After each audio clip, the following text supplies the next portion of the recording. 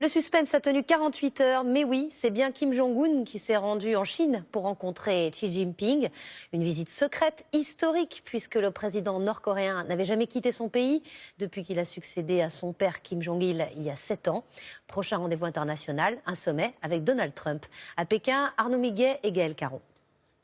Cette poignée de main entre Kim Jong-un et Xi Jinping est historique.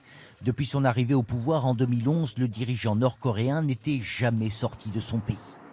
Une visite tenue secrète jusqu'à aujourd'hui.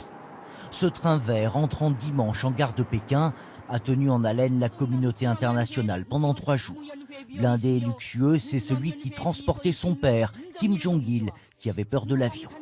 C'est donc son fils qui était le mystérieux passager. Reçu en grande pompe, avec tous les honneurs par le président chinois qu'il n'avait jamais rencontré. Les deux hommes ont passé les troupes en revue.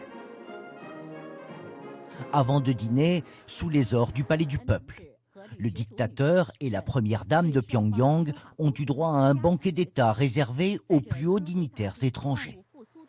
Kim Jong-un est venu en Chine chercher le soutien du grand frère voisin, alors que les deux pays traditionnellement alliés était en froid depuis quelques mois. Et il s'est à nouveau engagé à dénucléariser son pays.